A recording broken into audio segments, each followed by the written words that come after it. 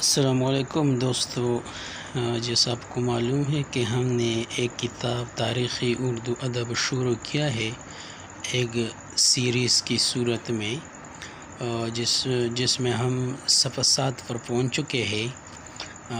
صفحہ 7 پر ہم اردو زبان کے مختلف نام یہاں سے شروع کریں گے، تو چلیے شروع کرتے ہیں۔ اس زبان کے لیے اردو کا نام بہت بعد میں اختیار کیا گیا، پہلے اسے ہندوی یا ہندی کے نام سے پکارتے تھے۔ اس سلسلے میں سب سے قدیم شہادت امیر خسرو کی ہے۔ وہ اپنے دیوان کے دیباچے میں اپنے اردو کلام کو ہندوی کہتے ہیں۔ امیر خسرو کے بعد بھی کئی مصنفین نے اسے ہندی ہی کہہ کر پکارا ہے۔ اس کے بعد اس زبان کو علاقائی ناموں سے بھی یاد کیا جاتا رہا ہے، چنانچہ اسے پنجاب میں پنجابی، گجرات میں گجراتی، ملتان میں ملتانی اور دکن میں دکنی کہا گیا، مگر اس کے ساتھ ہی ان سب کو ہندی زبان کا نام بھی دیا گیا۔ یہ علاقائی نام اس لیے بھی اختیار کیے گئے کہ مختلف علاقوں کی بولیوں کے ساتھ مل کر ایک مخصوص علاقے کی ہندی دوسرے علاقے سے ذرا مختلف تھی، کیونکہ اس میں اس علاقے کے بعض مخصوص الفاظ راہ پا گئے تھے۔ ہندی کے بعد اردو کے لیے ریختہ کا نام اختیار کیا گیا۔ ریختہ کے معنی گرے پڑے کے ہے اور ایسے کلام کو بھی کہتے ہیں جو کئی زبانوں کا مرکب ہو۔ اس کے علاوہ ریختہ کے معنی ایجاد کرنے، کسی چیز کو قالب میں ڈالنے اور موضوع کرنے کے بھی ہے۔ چونکہ اردو اس وقت ایک گری پڑی زبان بھی تھی اور کئی زبانوں سے مرکب بھی، نیز یہ ایک ایجاد بھی تھی، اس لیے اسے ریختہ کہنے لگے۔ ریختہ کی اصطلاح سب سے پہلے امیر خسرو دہلوی نے وضع کی۔ اس سے مراد وہ ایک ایسی موسیقی لیتے تھے جس میں فارسی خیال ہندوی کے مطابق ہو اور جس میں دونوں زبانوں کے سرود ایک راگ اور ایک تال میں بندھے ہوں۔ ریختہ ہر پردے میں باندھی جا سکتی ہے۔ مولانا بہادر الدین باجن اور حاجی معز الدین، جو 9ویں صدی ہجری سے تعلق رکھتے ہیں، اپنے ایسے کلام جو ہندی اور فارسی میں ہیں ریختہ کہتے ہیں۔ شیخ سعدی کوروسی کی غزل کا مقطع ہے: سعدی کے گفتہ ریختہ در ریختہ در ریختہ، شعر و شکر آمیختہ، ہم شعر ہے ہم گیت ہے۔ اس کے بعد لفظ ریختہ اردو شاعری کے لیے عام طور پر استعمال ہونے لگا، چنانچہ غالب کے زمانے تک اس کا رواج رہا۔ ریختہ کہ تمہیں استاذ نہیں ہو غالب، کہتے ہیں اگلے زمانے میں کوئی میر بھی تھا۔ اردو زبان کے لیے ہندوستانی کا لفظ بھی استعمال کیا گیا۔ اس کی قدیم ترین شہادت فرشتہ کے ہاں ملتی ہے۔ وہ ابراہیم عادل شاہ کی تعریف کرتے ہوئے کہتا ہے کہ وہ فارسی بڑی اچھی طرح بولتا ہے اور جب تک ہندوستانی میں بات نہیں کرتا کوئی شخص یہ نہیں جان سکتا کہ وہ فارسی کے علاوہ دوسری زبان سے بھی آشنا ہے۔ ابو الفضل نے ہندوستانی کا لفظ اردو کے لیے آئین اکبری میں استعمال کیا ہے۔ وہ اس کو زبان روزگار بھی کہتا ہے، اور یہ بات دلچسپی سے خالی نہیں ہے کہ میر تقی میر نکات الشعراء میں ہندوستان سے مراد دلی لیتے تھے،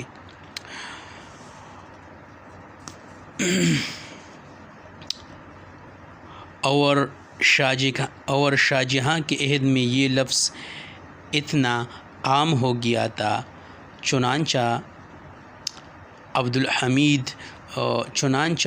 عبدالحمید لاہوری شاہ جہاں کے متعلق رقم طراز ہے: اکثر فارسی زبان میں فصاحت و بلاغت کے ساتھ گفتگو کرتے ہیں، اور بعض لوگ جو ہندوستانی زبان بولنے والے ہیں ان سے ہندوستانی میں گفتگو کرتے ہیں۔ کبھی کبھی ہندوستانی برج بھاشا کو بھی کہتے تھے، مگر عام طور پر اس سے مراد اردو ہی ہوتی تھی۔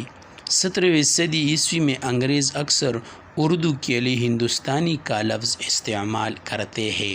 اردو ترکی زبان کا لفظ ہے جس کے معنی خیمہ، بازار، لشکر، حرمگاہ، محل اور محل سرائے شاہی اور قلعے کے ہیں۔ 16ویں صدی عیسوی میں ایک ترکی قبیلے کا نام بھی اردو ملتا ہے۔ اسی طرح اردو قند اور اردو بلیغ دو شہروں کے نام بھی ہے۔ اب ان میں سے پہلے کو کاشغر اور دوسرے کو قراقرم کہا جاتا ہے۔ ہندوستان میں لفظ اردو سب سے پہلے تسک بابری میں ملتا ہے اور اکبر کے عہد میں اس کا رواج عام ہو جاتا ہے۔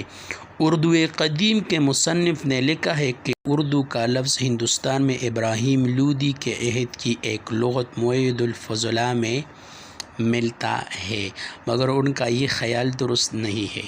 اردو کا نام پہلے خان آرزو نے بھی غرائب اللغات مؤلف عبدالواسع ہانسوی کی اصلاح شدہ اشاعت میں استعمال کیا ہے۔ اس کے بعد میر تقی میر نکات الشعراء اور ذکر میر میں اسے اردو معلیٰ کہہ کر پکارتے ہیں۔ محمد حسین عطا خان تحسین نے نو طرز مرصع میں زبان اردو کے لیے اردو معلیٰ کی ترکیب استعمال کی۔ بعد ازاں لفظ معلیٰ ترک کر دیا گیا اور صرف اردو لکھا جانے لگا۔ 1790 میں مصحفی نے زبان کے لیے اردو کا لفظ استعمال کیا۔ ان کا ایک شعر ہے: خدا رکھے زباں ہم نے سنی ہے میر و مرزا کی، کہیں کس منہ سے ہم اے مصحفی اردو ہماری ہے۔ 1789 میں پیر مراد شاہ صاحب نے اپنے ایک منظوم خط میں یہ لفظ استعمال کیا ہے: وہ اردو کیا ہے، یہ ہندی زبان ہے کہ جس کا قائل اب سارا جہاں ہے۔ پیر مراد شاہ صاحب مصحفی سے پہلے شخص ہیں جنہوں نے لفظ اردو ترکیب کے بغیر زبان کے لیے استعمال کیا۔ پھر گلکرائسٹ نے اور ان کے بعد دیگر مصنفین نے بھی اردو کا لفظ زبان کے لیے استعمال کیا۔ اس کے بعد رفتہ رفتہ یہ اتنا عام ہوا کہ ریختہ اور ہندی کے لفظ متروک ہو گئے۔ بعد میں ہندی ایک الگ زبان قرار پائی جو پہلے تو اردو تھی، مگر اس میں سنسکرت کے الفاظ کثرت سے استعمال کیے گئے اور اسے عربی رسم الخط کی بجائے سنسکرت کے رسم الخط میں لکھا جاتا ہے۔ یہ ہندی آج کل ہندوستان کی قومی زبان ہے۔ اردو زبان کی ابتدا کے بارے میں مختلف نظریات۔ اردو زبان کی ابتدا کے متعلق مختلف نظریے پیش کیے گئے ہیں۔ اب ہمیں ان نظریوں کا جائزہ لے کر یہ دیکھنا ہے کہ کون سا نظریہ قابل قبول ہو سکتا ہے۔ سر سید اردو کو عہد شاہ جہانی کی پیداوار بتاتے ہیں، مگر سر سید اردو کو عہد شاہ جہانی کی پیداوار بتاتے ہیں۔ میر امن نے اکبر بادشاہ کا عہد اردو کی پیدائش کا زمانہ قرار دیا ہے، کیونکہ ان کے نزدیک لشکر میں مختلف لوگوں کے میل جول سے ایک نئی زبان وجود میں آئی جسے اردو یعنی لشکر کی زبان کہا گیا۔ مولوی عبدالغفور خان نساخ نے اپنے رسالہ تحقیق زبان ریختہ میں غوری خاندان میں اس کا سراغ لگایا ہے۔ تحقیق کی روح سے مندرجہ بالا تمام نظریات بے بنیاد ٹھہرتے ہیں۔ جن لوگوں نے عہد اکبری یا شاہ جہانی دور کو اردو کی پیدائش کا زمانہ قرار دیا ہے، ان کا نظریہ اس طرح باطل ٹھہرتا ہے کہ اردو کے لفظ کا استعمال ہمیں اکبر بادشاہ کے عہد میں نہیں بلکہ سب سے پہلے 18ویں صدی میں ملتا ہے۔ دوسری دلیل کہ اردو ایک ملی جلی بولی ہے اور لشکر میں مختلف گروہوں کے میلاپ کا نتیجہ ہے، تحقیق کی کسوٹی پر پوری نہیں اترتی۔ اول تو یہ کہنا کہ اس کا استعمال صرف لشکر تک محدود تا مضحکہ خیز ہے۔ دوسرے زبانوں کے بننے کا یہ طریق نہیں۔ جہاں دو گروہ اکٹھے ہوئے ایک تیسری زبان وجود میں آ گئی۔ لسانی انقلابات بڑے وسیع پیمانے پر نہایت دھیمی رفتار سے وقوع پذیر ہوتے ہیں۔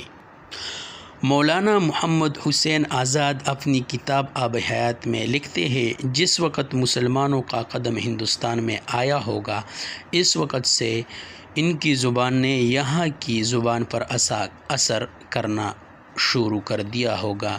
چندرکوی کا کلام مل گیا ہے، اس میں فارسی عربی کے الفاظ موجود ہے۔ محمود کے وقت کی نظم و نثر مل جائے تو اس میں بھی ہوں گے۔ آزاد نے جدید لسانیاتی بنیادوں پر اردو کی پیدائش کے مسئلے کو حل کرنے کی کوشش کی ہے اور فوراً بانپ لیا ہے کہ زبان کی اس کچرے میں ضرور کوئی بولی مرکزی حیثیت کی حامل ہے جس پر اردو کی بنیادیں استوار کی گئی ہے۔ چنانچہ آب حیات کا پہلا ہی جملہ ان کے نظریہ کو واضح کر دیتا ہے۔ اتنی سی بات تو ہر شخص جانتا ہے کہ ہماری اردو زبان برج بھاشا سے نکلی ہے اور برج بھاشا خاص ہندوستانی زبان ہے۔ آزاد نے اس نظریے کو ثابت کرنے کے لیے برج بھاشا اور اردو کی مشابہت کی کئی مثالیں دی ہیں۔ آزاد کے اس نظریہ کی حمایت کئی دوسرے مصنفین نے بھی کی ہے، جن میں اردو قدیم کے مصنف شمس اللہ قادری اور مشہور مستشرق کولبروک کے نام قابل ذکر ہے، لیکن آزاد کا یہ نظریہ مندرجہ ذیل وجوہات کی بنا پر غلط قرار پاتا ہے۔ پہلا، اردو زبان ان بولیوں میں سے ہے جن کے اسماء اور صفات الف پر ختم ہوتے ہیں، لیکن برج بھاشا کا شمار ان بولیوں میں ہوتا ہے جن میں اسماء اور صفات الف کی بجائے واو پر ختم ہوتے ہیں۔ مثلاً اپنا برج بھاشا میں اپنو گھوڑا گھوڑو اور اچھا لڑکا اچھو لڑکو بن جاتا ہے۔ اردو میں اسم اشاریہ یہ ہے، وہ اور جو برج بھاشا میں یا جا اور وا ہو جاتے ہیں۔ تیسرا، اردو میں مادہ کے اندر تا کا اضافہ کر کے فعل ماضی تمنائی بنایا جاتا ہے، مثلاً کرتا وغیرہ، مگر برج بھاشا میں کرت ہو جاتا ہے۔ آزاد کے اس نظریہ کا بطلان سب سے پہلے 1928 میں علامہ محمود شیرانی کی کتاب پنجاب میں اردو سے ہوا، جس میں انہوں نے مدلل طریقے سے آزاد کے نظریے کو غلط ٹھہرانے کے بعد ایک نیا نظریہ پیش کیا۔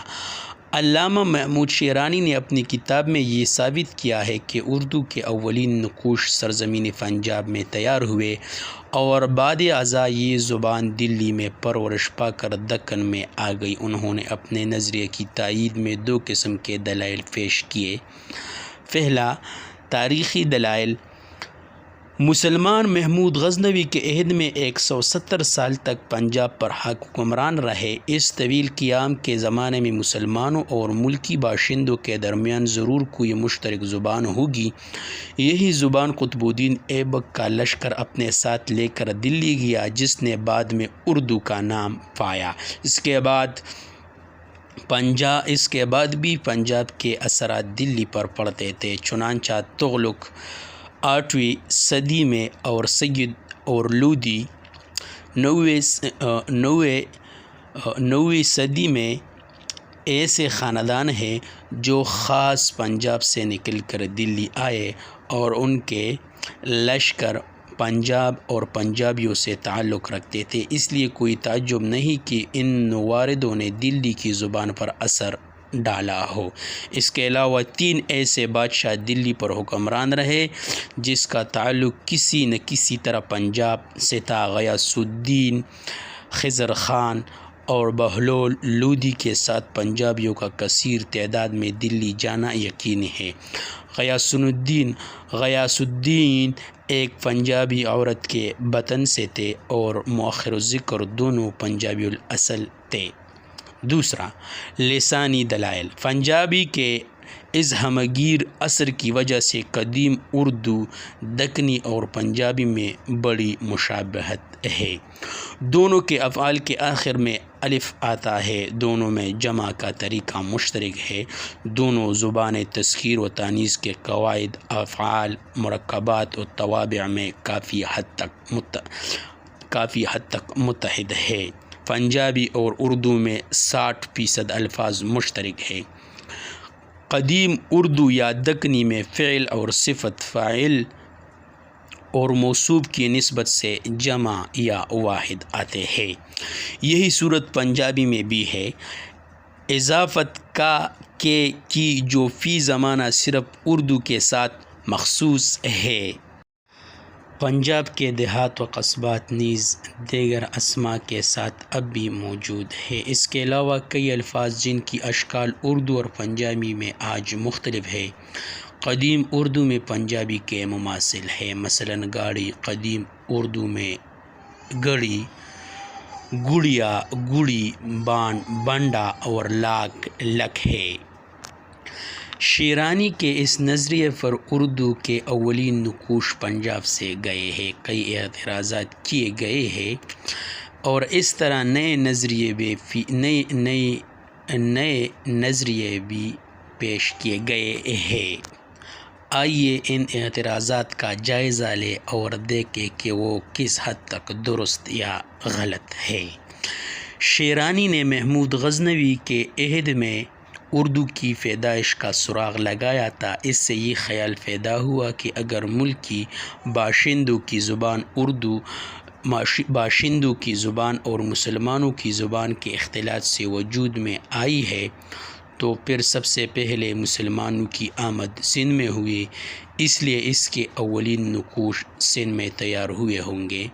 چنانچہ سید سلیمان ندوی نے 1933 میں اپنے ایک خطبہ میں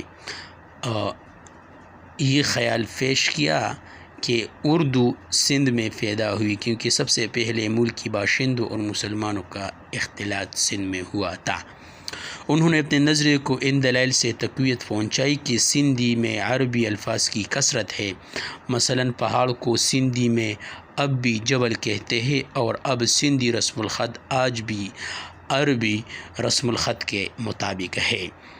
عربی کے الفاظ کی سندھی میں موجودگی سے ثابت نہیں ہوتا کہ عربی اور سندھی کے ملاپ سے کوئی نئی زبان پیدا ہوئی ہوگی، اور یہ اس لیے بھی ناممکن ہے کہ عربی سامی زبانوں کے خاندان سے تعلق رکھتی ہے اور سندھ ہند آریائی زبانوں سے، اس لیے ان کے درمیان اتنا زیادہ اختلاف ہے کہ دونوں کے ملاپ سے ایک نئی زبان وجود میں نہیں آ سکتی۔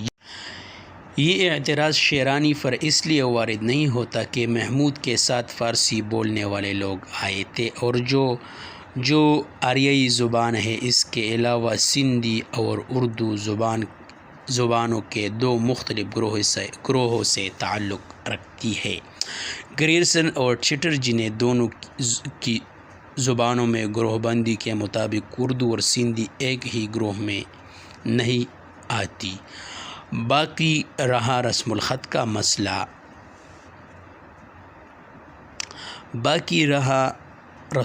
کا مسئلہ تو زیادہ اہم نہیں، کیونکہ آج سے تقریباً 1300 سال پیشتر سندھی کا یہ رسم الخط نہ تھا۔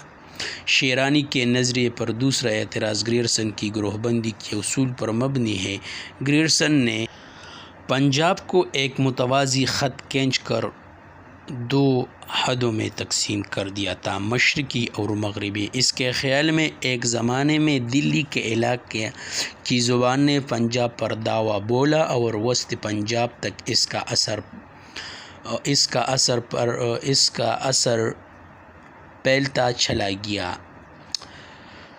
یہی وجہ ہے کہ مشرقی پنجاب اردو سے اس قدر مماثلت رکھتی ہے۔ گریرسن نے مشرقی پنجاب کو اندرونی گروہ سے اور مغربی پنجاب کو بیرونی گروہ سے متعلق کہا ہے، لیکن شیرانی اس گروہ بندی کو قبول نہیں کرتے۔ ان کا یہ خیال درست ہے کہ مشرقی اور مغربی پنجاب میں اتنا واضح فرق نہیں ہے کہ ان کو الگ گروہ میں تقسیم کیا جائے، بلکہ ان میں اتنا ہی اختلاف ہے جتنا ایک ضلع کی بولی اور دوسرے ضلع کی بولی میں ہو سکتا ہے۔ نیز گریرسن اور مسعود حسین کا یہ خیال بھی درست نہیں کہ لسانی اثرات دلی سے پنجاب کی طرف بڑھتے رہے۔ تاریخی واقعات کی روشنی میں یہ بات ناممکن معلوم ہوتی ہے۔ یہ بات تاریخ سے ثابت ہے کہ حملہ آور ہمیشہ پنجاب سے دلی کی جانب جاتے رہے ہیں اور اپنے ساتھ پنجابی کے اثرات بھی لے جاتے رہے ہیں۔ ڈاکٹر مسعود حسین نے مقدمہ تاریخ زبانی اردو میں ایک تیسرا اعتراض یہ کیا ہے کہ امیر خسرو نے اپنی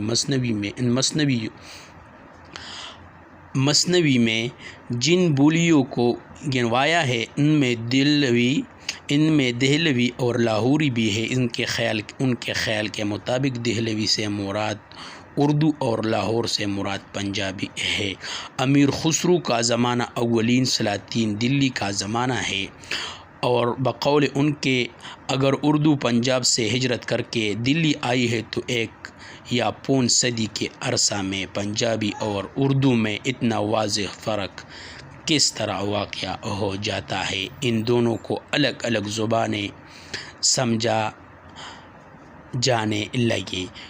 ان کے خیال میں امیر خسرو نے برج بادشاہ کا نام اس لیے نہیں گنوایا کہ اس کو غیر اہم سمجھا ہے اور صرف انہیں بولی کا ذکر کیا ہے جن میں نمایاں فرق موجود تھا، لیکن حقیقت اس کے برعکس ہے۔ امیر خسرو نے برج بادشاہ کا ذکر اس لیے نہیں کیا کیونکہ وہ دہلوی سے مراد برج بادشاہ لیتے ہیں، نیز انہوں نے یہاں صرف علاقائی زبانوں کا ذکر کیا ہے اور اس میں بین الصوبائی زبان کا ذکر نہیں کیا جس کو ہندی کہہ کر پکارتے ہیں۔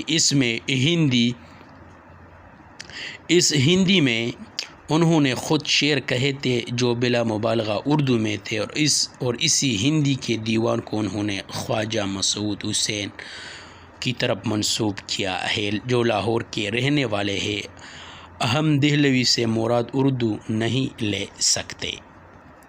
اور اس طرح ڈاکٹر مسعود حسین کا اعتراض غلط قرار پاتا ہے۔ ایک اور ماہر لسانیات ڈاکٹر شوکت سبزواری نے اپنی کتاب اردو زبان کا ارتقاء میں اولین پراکرت فالی اور اردو میں مشابہت کا سراغ لگایا ہے، لیکن انہوں نے خود ہی اپنی دوسری کتاب داستان زبانی اردو میں اس بات کی تردید کر دی ہے کہ وہ فالی کو اردو کا ماخذ قرار دیتے ہیں۔ وہ کہتے ہیں کہ انہوں نے تو صرف اردو کی قدامت کو ثابت کیا ہے، چنانچہ اگر اردو اتنی قدیم ہو تو اس کا تعلق پنجابی سے نہیں ہو سکتا، لیکن فالی کے عہد سے لے کر 13ویں صدی تک اردو نے جو شکل اختیار کی ان کا سراغ نہیں ملتا اور اس کا خود ڈاکٹر شوکت سبزواری نے بھی اعتراف کیا ہے اور پھر خود ہی کہا ہے کہ ہمیں یہ دیکھنا ہے کہ اردو نے موجودہ شکل کب اختیار کی، ورنہ ہم اپنے راستے سے بھٹک جائیں گے۔ اور اس سوال کا جواب کہ موجودہ اردو کہاں سے آئی، ہمیں اب تک جس شخص نے تسلی بخش طور پر جواب دیا ہے وہ علامہ محمود شیرانی ہے۔ ڈاکٹر مسعود حسین نے اپنے نظریے کی بنیاد کڑی بولی پر رکھی ہے۔ کڑی کی اصطلاح سب سے پہلے سدی مصر الولال نے 1803 میں استعمال کی۔ اس لحاظ سے یہ ایک جدید اصطلاح ہے اور مظاہر ہے کہ اس نام کی کوئی بولی پہلے موجود نہ تھی، لیکن بعض حضرات نے اسے اردو کی قدیم شکل کے لیے استعمال کیا ہے اور کہا ہے کہ یہ وہ بولی ہے اور دلی کے بازاروں میں اس وقت بولی جاتی تھی۔ جب مسلمان یہاں آئے اور انہوں نے اس بولی پر اردو کی قدیم انہوں نے اس بولی پر اردو کی بنیاد رکھی، مگر سوال یہ پیدا ہوتا ہے کہ اس وقت اگر کڑی بولی کا وجود تھا تو اس کی شکل کیا تھی اور یہ کون سی زبان ہے؟ اس سوال کا جواب نہ ڈاکٹر مسعود حسین کے پاس ہے اور نہ دوسرے حضرات کے پاس۔ دراصل یہ بھی مغربی ہندی کی طرح محققین کی دماغ کی الخ ہے، تاکہ شیرانی کے نظریے کے مقابلے میں اس کو پیش کیا جا سکے۔ مندرجہ بالا مباحث سے یہی نتیجہ نکلتا ہے کہ اردو کے اولین نقوش پنجاب میں تیار ہوئے اور پھر اردو مسلمانوں کے ساتھ دلی میں آئی، جہاں اس نے دلی کے